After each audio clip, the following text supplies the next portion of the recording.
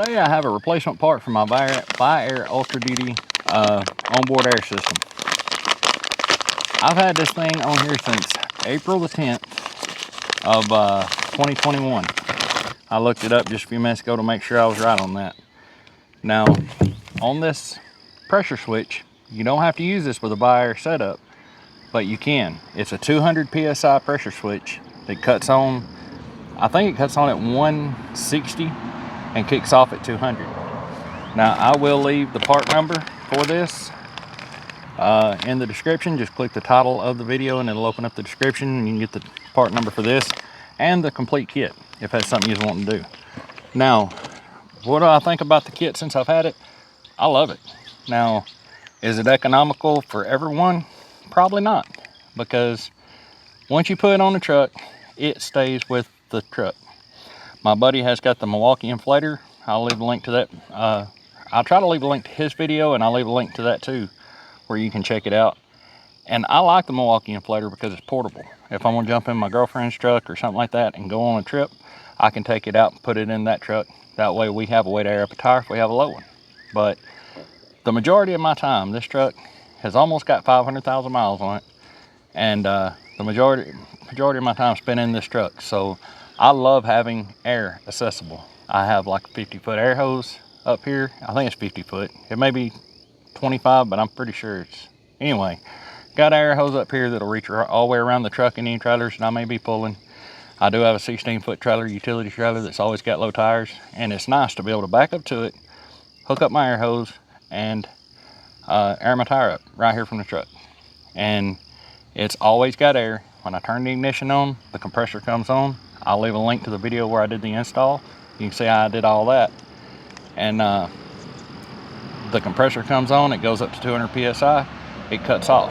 Now, whenever, the reason I'm having to buy this, when I put it on, you'll see in a few minutes the place that I put it, where I actually installed it.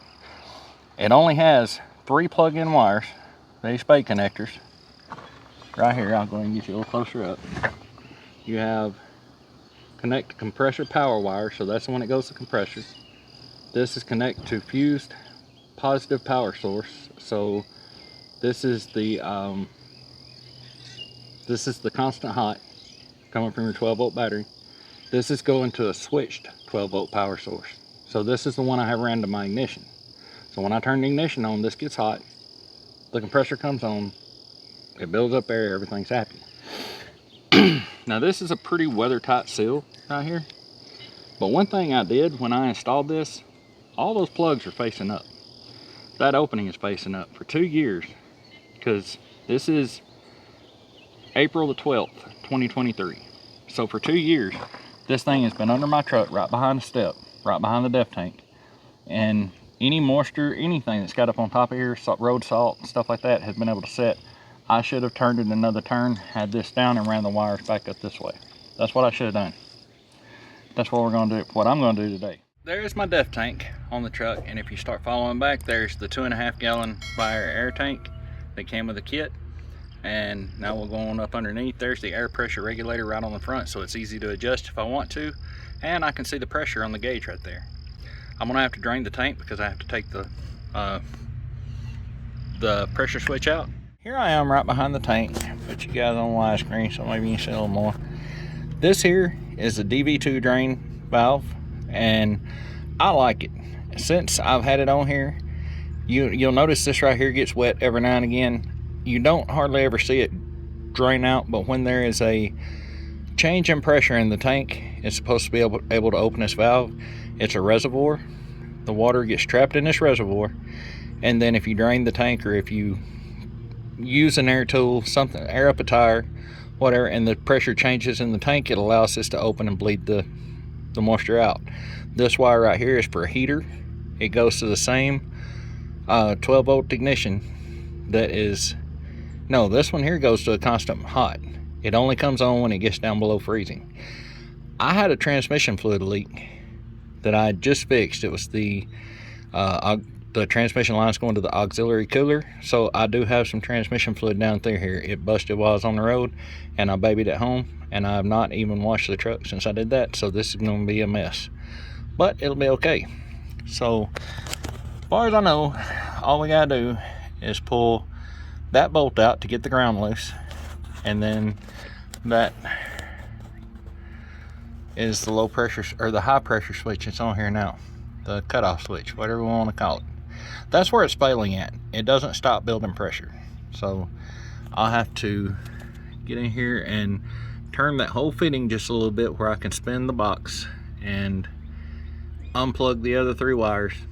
This shouldn't be a very long process at all.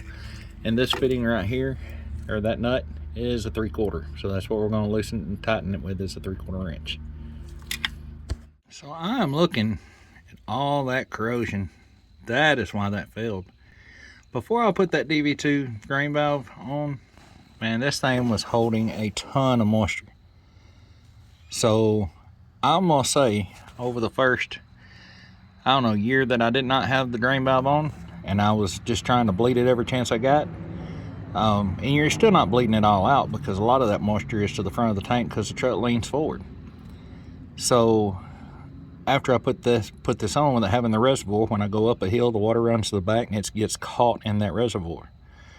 So we'll see how long this second switch lasts. I mean, 2 years and it's less than 40 bucks or around 40 bucks.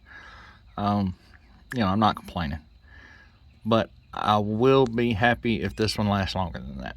So anyway, when it came apart in 2 pieces. I had to take this piece out as well, and that is the new piece that's on here. So I'll pull that cap off, thread it back in, hook my connections back up, and we'll throw the air to her.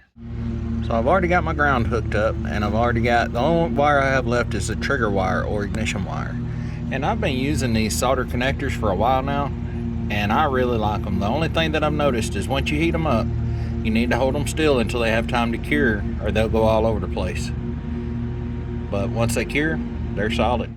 Alright, so this is the mini breaker, the mini fuse breaker that I got. It says on the end there, it is a 20 amp, and this is what I'm gonna put back in the system. That's hard to do one-handed, so I put the camera down and put it in with both hands.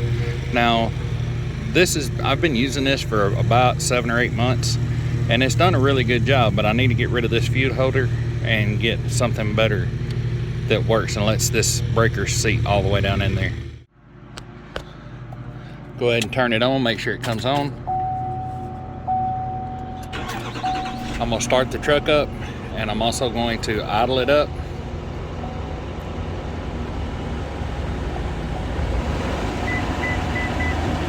It does pump faster when it's idled up, just because the voltage is higher. I do hear the compressor going. I do have the compressor going. I did close the tank off, and you can see it's already building pressure.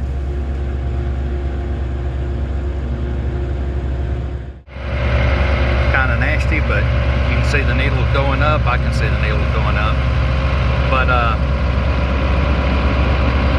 it's building pressure. But it was building pressure with the old switch in it. What it wasn't doing is cutting off. So I'm gonna let it sit here and build for a little while and see if it cuts itself off or if it just blows the emergency valve. Always put an emergency valve on. That's this valve right here. That way, if it builds too much pressure, it'll pop off and keep the pressure from blowing the tank up or blowing a line or something like that. What it was doing before is when it would hit 200 pounds, it would cut off for a split second and then cut back on and run indefinitely.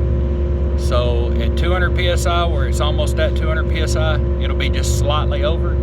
Well, with the last switch, it would be just slightly over. We're gonna see if it cuts off and stays off.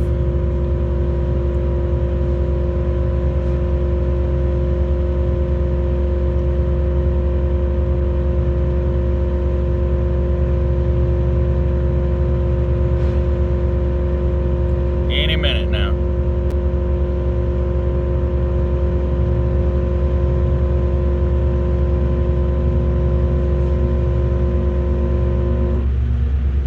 There it is. It cut off. It hasn't kicked back on yet. and that's what I was watching for. Now, when I first installed the system, it would go slightly over 200, but recently it's been cutting off just on the short side of 200. As long as it stays right there, I have no issues with that. That's exactly what I wanted. So there you go, guys.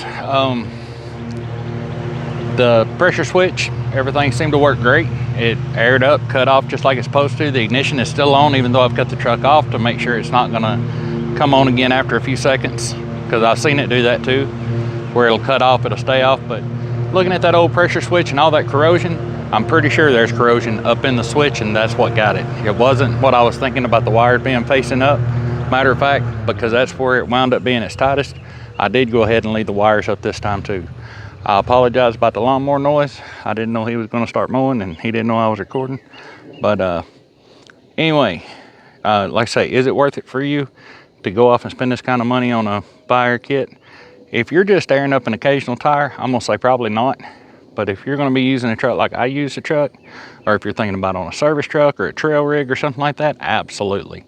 If you want more than airing up tires, if you want to be able to have a blower or possibly run small impact tools, stuff like that, definitely.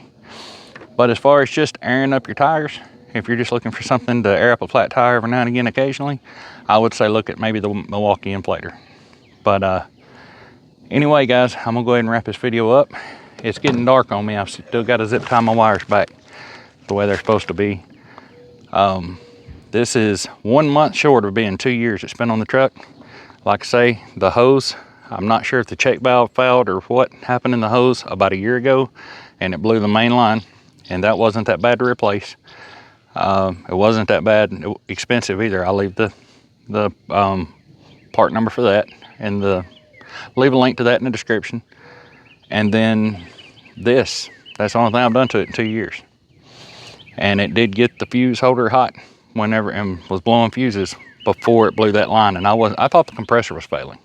But once I put the new line on it, it's been gravy ever since, until the pressure switch started dying out. Anyway, I hope you enjoyed this video. If you did, don't forget to like, share, and subscribe. It helps me out a lot, and I appreciate you guys for doing it.